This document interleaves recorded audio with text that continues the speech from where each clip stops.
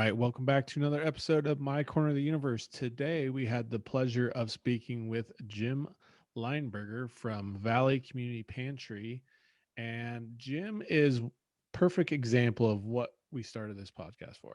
He's someone out there that is making a difference in his corner of the universe, and um, there are hundreds of families every single month that get fed because of the work that Jim and his organization is doing. And it's a heartwarming story um, about someone that didn't necessarily want to get involved with, the food pantry, um, director position, but found himself in there and just really has seemed like to me thrived in that position. So um, it's it's such an important part of our communities, and it's such an overlooked part of um, our day-to-day lives. We're all so busy, but man, if you get a chance to check out this episode and visit your local pantry, gosh, you can do a lot of good for your local community. Yeah, and one thing that was great about Jim, he was really a no nonsense kind of guy, but you could tell he's got a huge heart and cares and Yeah. is passionate about what he's doing and dedicated to making it work. I mean, he had talked a couple of times about he was ready to quit just because it just wasn't working at times, and then it was going better, and then wasn't working and better, and just one of those guys that wants to make it, be successful and make it work. And one of the things that I thought that he shined some light on that I never really thought about, that is a point where I think there was a little pause, because I think me and Rex were both processing it, was the amount of seniors who are struggling right now. And I think when we think of community pantries and things like that, You think homeless. you think homeless, you Yeah. think poverty, and I'm not trying to say put out stigmas of anything, but I think people do have a stigma with homeless. Obviously, it's a major problem, but I think people a lot of times will look at that and think of like, oh yeah, they did something or they have this. And that's not always the truth. But then when you think of just a senior, you think of like your grandmother or your mother or whoever it is, and you're like, gosh, they lived their life, they worked, and now they're on Social Security, what they were told they're supposed to do, making $800 a month, and they can't survive on that.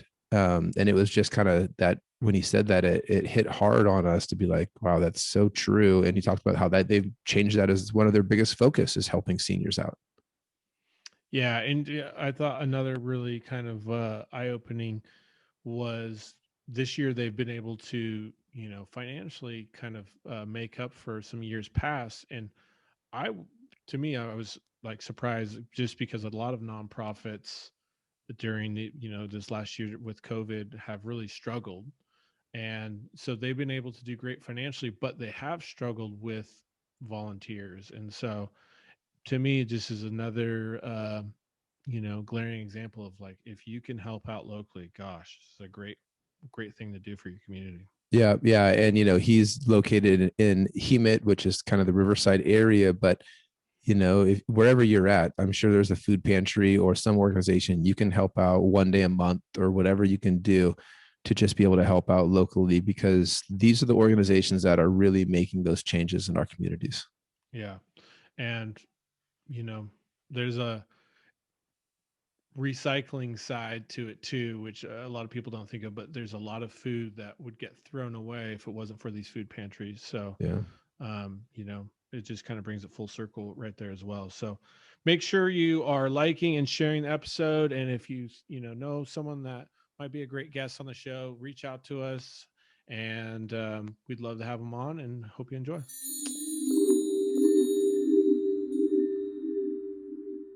Welcome to another episode of My Corner of the Universe. Today, we are joined by Jim Lineberger from VCP. Jim, thank you for joining us today. Thank you for having us on here.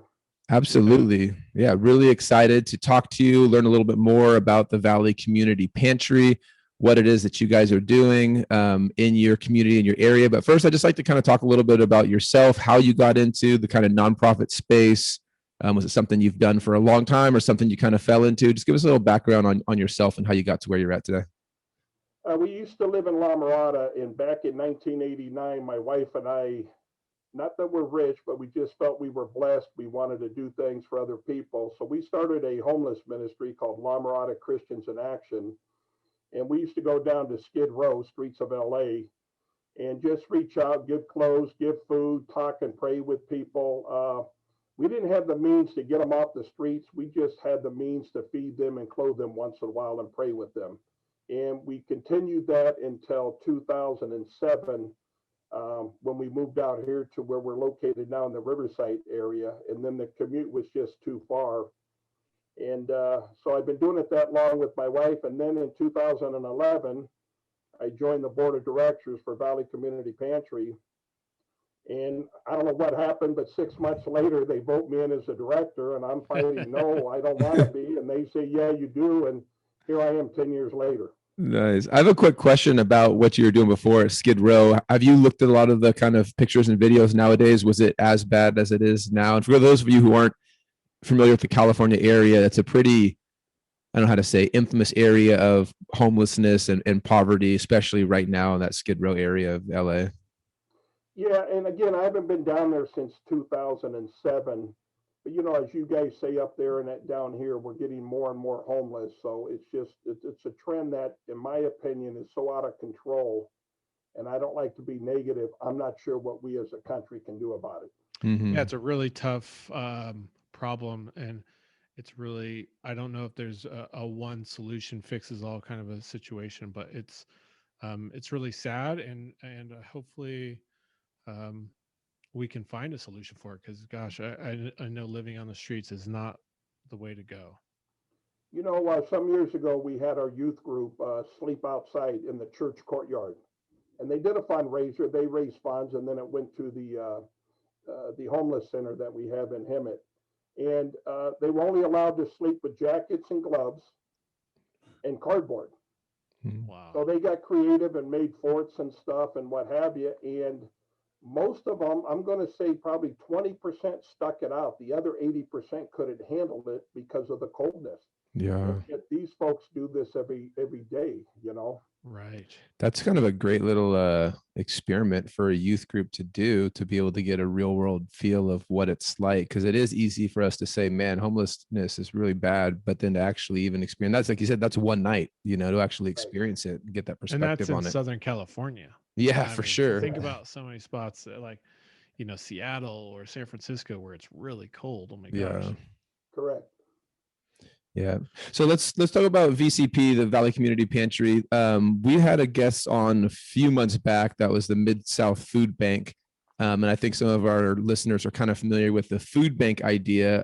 Tell us a little bit. Are you guys kind of in that food bank section, or how do you kind of define yourself as far as helping people in that way? The Valley Community Pantry is a food pantry. Okay. So just for those that don't know the difference, the food banks, not that they don't reach out to the community, they actually feed or supply the food pantries. Okay, so they'll get a lot of their donations from the corporations and stores and things like that. And then certain food banks, you get the stuff free, or some of it you pay like very, very small amount of money. So we're an actual food pantry. So we actually go directly to the clients in our area. So we service about 12 cities. The primary of our, maybe 82% of our clients are from our actual city, Hemet and San Jacinto. And then, we do things other than food. We do rental assistance, utility assistance, and in some cases we'll pay for prescriptions for seniors. Or I just this morning picked up gas cards for ARCO for $25. So when we have the seniors that go out of the city for medical, we give them a gas card to help them out. That's great. Yeah, that is great. So are you guys a lot supported by the church you're connected with, or community donors? How is the kind of the main way you guys are supported right now? Yeah, I'll give you a little bit of history about it. The community pantry, which is now referred to as Valley Community Pantry because we serve a huge valley, started from a church, the Episcopal Church of the Good Shepherd, back in '65. And then in 1991, the need got so big, this little church couldn't handle it. So then the community pantry became its own nonprofit entity. So we're not owned or anything by a church. We're our own corporation, Mm. and we've been that way ever since. And we're funded by the community. That's why it's a community pantry. We've got local stores that give. Last year we received 800,000 pounds of food to give out. Wow. We've got churches, service organizations that help with food and money. And our community, as I mentioned earlier, it used to be a very, very wealthy community. There's still a lot of people with money. And we just got a manufactured home donated, and Wow. we just sold it a couple weeks ago. And that was a $118,000 donation. We had a That's lady awesome. at the beginning of the year write a check for $50,000 because they believe in our cause. So and then we get a lot of grants. There's federal and state grants and city grants that you get throughout the year too. How many people did you guys serve last year? Do you have those kind of numbers? Okay, and this is the craziest thing. The pantry has struggled for the last 25 years financially. We've grown from 2011, when I took over, from like 600 families a month to 950 families a month. And we've been growing every year. The crazy thing is, since COVID, the food donations have skyrocketed. The money donations have gone, big. The grants, we've gotten another additional $180,000 grants we've never got. But the amount of people we're servicing has gone down by about 30%. Hmm. Now, what that's allowed us to do is, let's just say a family of three gets 8 bags of food, because we bag all this stuff. They're walking out of here with 10, 12, 15 bags of food. So we're able to feed them more times a month and giving them more food. We're just not understanding, and it's not just our pantry, guys, it's other pantries. Our numbers have gone down and we can't figure that out. So, Yeah, that's question, really because odd. if you were given a family, let's say 3 bags of food, because I think this is the same with the food bank, is you don't see yourself, or at least hadn't in the past, of being like, hey, this is your food source, this is more of a supplement to help you out. But now you're almost at the point where you really are providing a significant amount of people's Yeah. groceries. We're supposed to be, with some of the grants we get through HUD, which comes through Riverside County. You're supposed to serve food, emergency food is what we're considered, for like 18 months and cut the people off.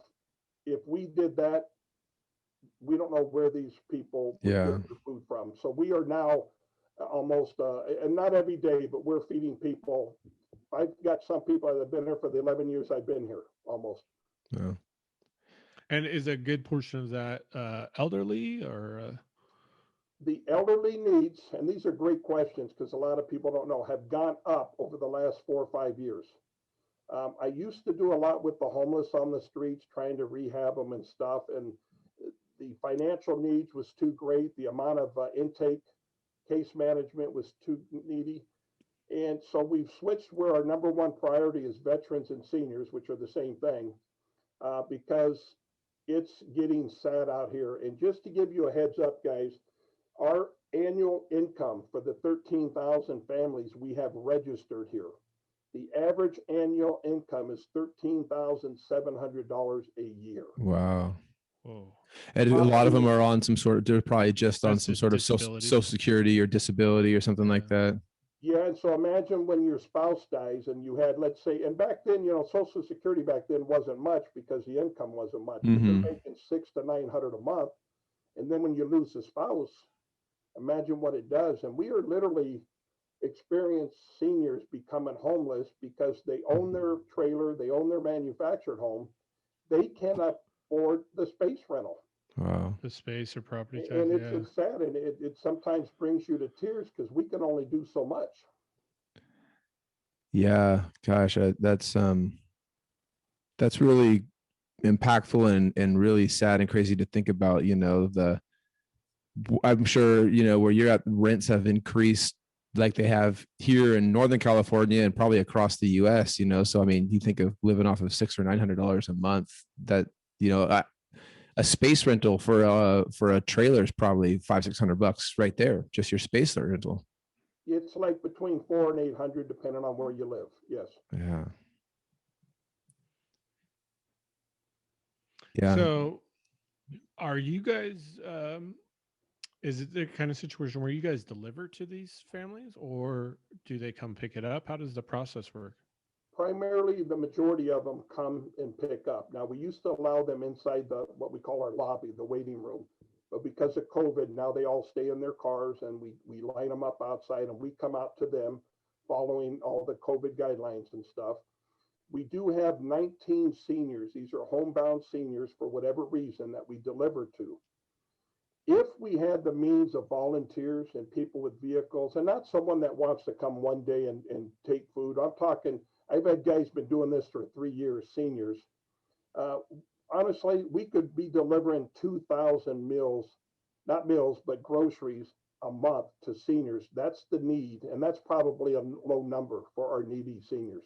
Wow. And that's just, you know, a couple people saying, hey, I can do one day a week driving around, and then another person, or one day a month, maybe. Like, let's say you got 10 people that all say they can do one day a month to drive. That's how impactful it would be. It would. Now, right now, we do twice a month because for these seniors, that's just the amount of food we can handle at this time and the amount of volunteers, you know. Um, but again, seniors, and the crazy thing is, guys, people don't understand. Your next door neighbor, you may have known them for a long time and been friends and think everything fine. If you actually sat down and they opened up to you, you'd realize just our local neighbor is struggling. These seniors are too prideful to ask for help. Mm. They don't want to ask, and a lot of them don't know who to ask. You know, and we do partner with Salvation Army, a lot of other agencies out here, a mobile home park with struggling seniors. So we end up taking food to these places. They have their own food, but then they can also help supply what I call our clients that can't get to the pantry, like this senior park. A lot of these people can't come to us. So we've got actually 3 pallets of boxed lunches that are going to them this morning. So these are people, I'm going to say 10 of these people can make it in here, where today they're going to feed about 150 people that wouldn't have a chance to come into our pantry. So we partner, Oh, not as that's very cool. competition. We partner because we can do greater things when you partner together. Right. Absolutely. Logistically, how does it look? You guys have a pretty big warehouse, and then do you have volunteers usually that are back there, you know, bagging the groceries, putting things together? And then how do you deal with food allergies, you know, like, hey, knowing that you can't have peanut butter in some of these ones, or do you just avoid common food allergies as a whole? We have like a little disclaimer that when they sign up, they read and sign, and then we put a piece of paper in each bag. We just explain to them, listen, we can only do so much. We only have so many items that may work or may not work. We ask them, please accept what we give you. We don't take anything back once we give it out. And if they're able to, find people that can eat them, you know, use the products that they can have. With this many people, you know, imagine you're barely getting things done throughout the day, because right now we're shorthanded with volunteers because of COVID. Mm-hmm. If we did a customized thing, it would just be too overwhelming. Yeah, and then you start to open the Yeah. door up a little bit of preferences where it's like, well, I'm not allergic to tuna fish, but I don't really like it. Can I get more of this? And that's what happens. And you know, the sad part is I get they're struggling, I get they're hurting, I get they're hungry. But at the same time, some of them don't realize what we have to go through to make this possible for them, you Mm-hmm. know? Do you feel a lot of gratitude from the people that you're delivering to, or do you feel there's like, I don't know if this is a bad thing to say, do you feel some people have a sense of entitlement of wanting it, or do you feel a majority is still just a lot of gratitude? You know, it's the typical with a lot of the pantries. 2% are your challenges, your entitlement, your never can be happy. So 98% of our people are grateful. A lot of them voice that to them. And I'm not seeing the clients every day. I have volunteers, as you asked a little bit ago, that take food to their cars. So they're seeing this. Now, I had 4 senior men that deliver to these senior parks and homes that seniors can't get out. And 2 of these volunteer drivers come back. One's a big guy, Big Jeff, man. Just, and I'm a big boy. I'm 6 foot, 300 pounds, but he just comes and gives me a bear hug. Says, thank you for letting me help these people. And he just broke down crying because he didn't realize what's really going on in this city and this world. Yeah, I bet. For sure. What do people need to do to get the services? Is it where they have to show their income, or how does that work? Yeah, and that's a good thing. And here's what people need to understand. A lot of churches just give out food. They don't require an intake process and things, and that's fine for them. And I have sometimes, churches saying, well, we don't make our clients fill out all this paperwork. Well, I'll just be honest with you. Out of 12 of those churches, 11 of them are gone. They're not helping out food anymore. There's a reason why we do what we do, and all of the pantries do that. The other thing is we're required by grants to have reports on income. Okay, the poverty level, how much is extremely low, low, and moderate income. So we have to do it for that reason. Now, there's a one-page intake form. Everybody needs their names, birth dates. 18 and older need social security numbers and driver's license for the 18-year-olds. And basically, we don't care when it comes to food. We do not care your income. When it comes to helping with rent, utilities, or other financial things, yeah, then that's when income plays an important part. And once a year, we require this. Now, when I talk about the 2% of the entitled, oh my gosh, these people would think that we're asking them to give you the world and their firstborn kid, So, so there is an annual intake. And what we started 3 years ago were seniors 60 and older. We do not require them to bring in all their paperwork because it's hard for these folks. So now we automatically renew them. We verify the information. If nothing's changed, then we just recertify them. And that's made it easier for our senior population. Yeah, I could see that being really helpful to that age bracket. Yeah. Jim, I had a question too. We have a lot of people, who listen, who are in the nonprofit world, and just like to get your thoughts on going the route of government grants. Obviously, there's money there, which is great, but is the paperwork you have to do burdensome, or is it still totally worth it to try and get the grants that are out there? Both. There's a grant through FEMA, and I don't want to get into a lot of details. You can get a lot of money through them, but the paperwork is just too much. Now, if you had a staff of 6, 7 people, which I have, me and one paid part-time staff, the rest are volunteers. If you had a staff, it's a lot easier, but when it's down to you or myself doing it, it's very burdensome. Some of the grants we get through the counties, they call it CDBG, Community Development Block Grants.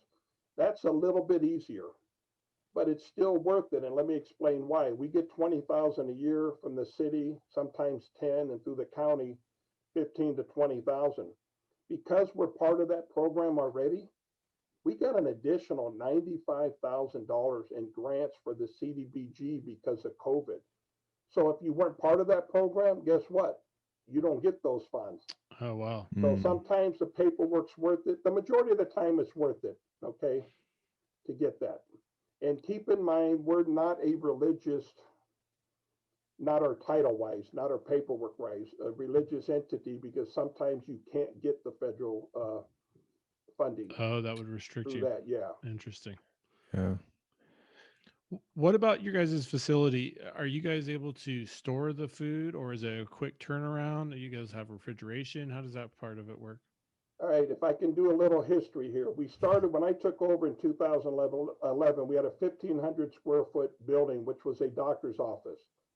So keep in mind a small lobby, a small check-in office, and different rooms, doctor's rooms, which was for storage or giving out food or whatever. Then right after I took over, within 9 months, we had to move out of that facility to a bigger facility and all this has been free rent to us, by the way. We went to a 2,200 square foot facility. So we went up, just easier to function and stuff. And then we were there 7 years, and they were redoing the building to bring, paid tenants in. So in 2018, we moved to where we're at now, which is a preschool that belongs to a church. So it's different classrooms, but we moved here, and you would have thought this was meant for us. So we have storage and stuff, but I do want to tell you, as you know, the little goldfish, you put him in a cup and he's an inch. When you put him in a bowl, he's 3 inches. Well, that's what's happened with us. We went from 2 refrigerators and a chest freezer. Now we're at a 12 by 8 walk-in cooler, two commercial size two-door refrigerators, and four commercial freezers. Okay, and we don't have room for everything we're getting now, so we're almost outgrowing this place. Oh, Wow. so if someone listening to this is going to call you up and be like, Jim, I have a 50,000 square foot warehouse I'm ready for you to grow into. Listen, we would do that. And what we've talked with other pantries is, you know, if that would happen, not only could we do more, but maybe we consolidate some of these different church pantries and stuff all into one. Mm-hmm. You know, I'm not here to get the glory and say I want to be the biggest and best. I want to partner with people. I've always wanted to grow this place into a intake case management and get people here and there. But I went to a seminar back 6, 7 years ago. It's crazy. It was put on by the city and this in the county of Riverside, but the gentleman do it was a full-on Christian, and the way he was talking blew me away because you're not supposed to talk that way in city and county things. And he was up there talking about homeless and how to help them, and I'm sitting back with all my experience saying, you know, you don't know what you're talking about. And about a month later, it just hit me in the head. This guy was right on. And what he says is don't try to grow and do everything. Do what you do best and partner with those that do what you want to do. And that hit me in the head. And I said, man, that's the way to do it. And that's what we're trying to do now. Love it. That's great. That is great. So do you see yourself possibly trying to, as future development, partner with people out, so, with pantries or organizations outside of your vicinity, like the area, move to other cities partner wise, or just kind of stand focused in the Hemet area? You know, we would grow into other cities if there was a need. I'm not sure if there is. Of course, a lot of that has to do with money, as we all know. We partner with other pantries in Riverside County. We're part of a group called HOPO, helpingourpeople.org. They're the ones that put together the software the pantry software package that we use. So we got together to work on updating that software. Then we got to the point, hey, let's start talking about each other. For example, we're in a very low poverty area. Some of our area pantries in Murrieta, Menifee, and Temecula, their income is 30 to 40,000 a year, where I told you ours was 13,000. Yeah. They'll throw food our way when they have extra, and sometimes they'll deliver it for us. So when you start to know who you're feeding and what you're dealing with, again, pantries want to help each other and not say, I'm going to be the biggest and the best. Yeah, that makes a lot of sense. Right. I mean, the size and scope of the area that you guys are dealing with is big for people that aren't in California and don't know that. I mean, you guys have a pretty big area that you're helping people. For example, Hemet's got 85,000 people. San Jacinto right next door has got like almost 30,000. But we do the cities around us. Now, those cities around us only make up about 7%. And the reason being is they don't have a vehicle, they don't have gas, they can't get to us. So in Anza, we supply one of the pantries with as much food as we can. In Homeland, we every Friday, in fact, they're going to be here within about a half hour. Every Friday, they pick up stuff that's still good because they hand out on Saturdays, and they give out to like 170 people. These are people we couldn't feed because they can't get to us. Right. Yeah. And so we do that. San Jacinto, I told you that Senior Park's getting 3 pallets of food today. So that's the way to do it. Yeah, and geographically, it's pretty spread out in the valley there too, right? Those cities, like, it's not necessarily, if you're thinking like you're on the East Coast or somewhere and you're, in Boston or something, the city's right next to you. I mean, things are a little more spread out there, correct? Our area is based on our district, our supervisor district. So the cities the furthest away, let me go like north of us, they're going to be 15 minutes away. East and west is going to be 10 minutes away. And then south can be about an hour and 15 minutes away. Oh, wow. So nice. Definitely the scope for, I mean, where we live, I don't know what the local food pantry is like, but I'm sure it's not geographically serving the areas that you guys are. So that's impressive that you guys are able to cover, through partnerships, so many different spots. One of the things hard about our pantry, because we're probably one of the oldest pantries, and I'm not going to say a church pantry, there could be some out there, but we're probably one of the oldest pantries in the county. And the really hard part is because we've been known and out there for so long, we get more referrals for rent, utilities, and food than almost any pantry in the county. And it's not that we can't handle the volume; it's just that we're the go-to place. So what's hard about this is it's emotionally and spiritually hard to run a nonprofit like this because yes, you're helping people and you want to focus on the good stuff you're doing, but when you have to tell the person, no, I can't help you, they walk away mad saying, I can't believe that guy. But when we walk away, say we can't help you, we're dying inside. We're crying Yeah, I because bet. I've got 19 rental agreements and utility assistance on my desk here. And I don't know what I can do. I can do part of them. So now I got to sit here and figure out, who do I help? And I help this person and not that person. It's like, it's hard. It's just really, really hard. And, but I have pastors that meet with me and give me spiritual talkings and stuff, and they keep telling me, and I've changed my ways in the last year and a half. Focus on, I've got this much great stuff, Mm-hmm. this much trouble and attitudes, and I concentrate on this. Hmm. But they're getting me to concentrate on this. So I've been spiritually better, happier, better moods, and understanding we're doing a great job here, no matter what people think. And Yeah. that's what we have to do. And it shows in the donations we received here in this last year with COVID. If we weren't who we are and didn't do what we did, we would not get the support that we've gotten. Never in the history, 56 years, have we been blessed like we have since June of last year through now. Wow. Amazing. Well, I appreciate you sharing that story because I think that that's true with so many of us to where we do things in life and there's positive and then there's this little tiny bit of negative or just something that bothers us. And that tends to be what we focus on. And I think that's a good Yeah. reminder, like you shared, for everybody, in the nonprofit world or just in life in general to, not focus on that small little segment of mess ups or mistakes or just negative and focus on the positive that's going on in your life. Right. Yeah, that's great. Well, if people want to, either volunteer or to be able to uh, provide help through monetary funds or another means, how can people get involved and help you guys out? One of my board members, our vice president, Liz, has been awesome in just the last year and a half, 2 years with social media. We just updated our website. So our website is www.vcpcares.org, and that's Valley Community Pantry. That's what VCP stands for. It's a beautiful website. The person who built it, it was a $7,000 website. She did it for $2,200. She loves our agency, our organization.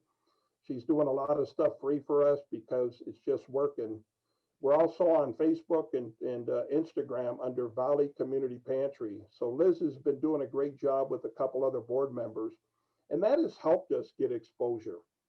So on there, on the website, you can go to a button, how to help, how to donate. It's an easy process to donate funds.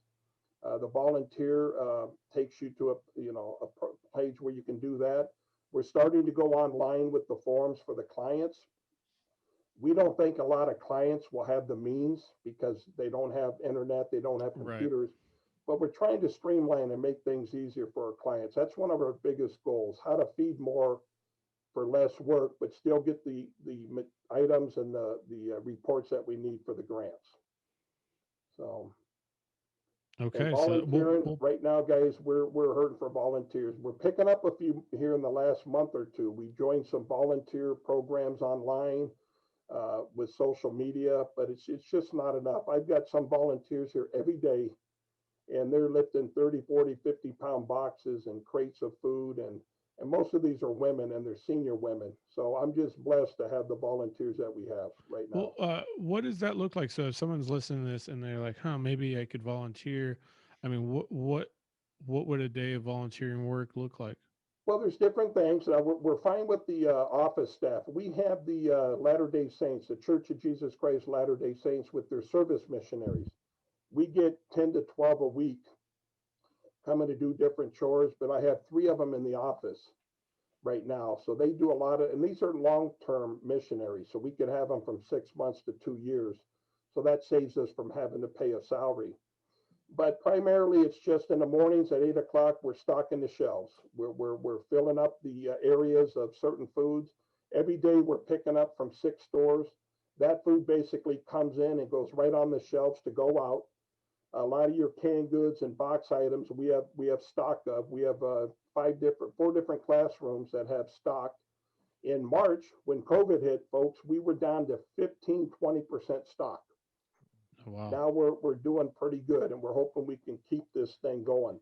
But there's bagging food. Just putting your workstation has a list of what to put in a bag, or it's helping unload the pickup trucks that we bring back with food and going through the dates, torn packages, and different things like that. So sorting, bagging, helping load and unload pickup trucks. And we have a gentleman who's on a workman's comp program that we partner with different workman's comp agencies. He can't do lifting or anything, but he's in my parking lot directing cars where to park. Before him, it was chaotic. Yeah. So now with him, it's been a blessing. So here's a guy that I couldn't use because he can't lift, push, or pick up. But now we got him out in the parking lot doing that. Yeah, that's great. In the organization, you'll find a need for whatever they can help out with. So if anybody that's in the Riverside or Hemet area that, if you're listening and you're in that area, it would be great to reach out to Jim to help out. But also, I'm sure Jim would probably agree too. If you live anywhere, look up your local Valley, community pantry or food bank and help out there. If you live in Florida, just because you're listening to this and you're like, well, I'm not in California, see if you can do a day, at your local food pantry and help them out. Exactly. Well, we know that there are a tremendous need for people like you, Jim, and I really just want to say thank you for what you're doing. I know your community is so grateful to have someone like you running the show there. So, um, and all the volunteers that you have, just please pass our praise to them as well, because um, without people like you, people would be going hungry. So thank you. Yeah, appreciate that. Thank you.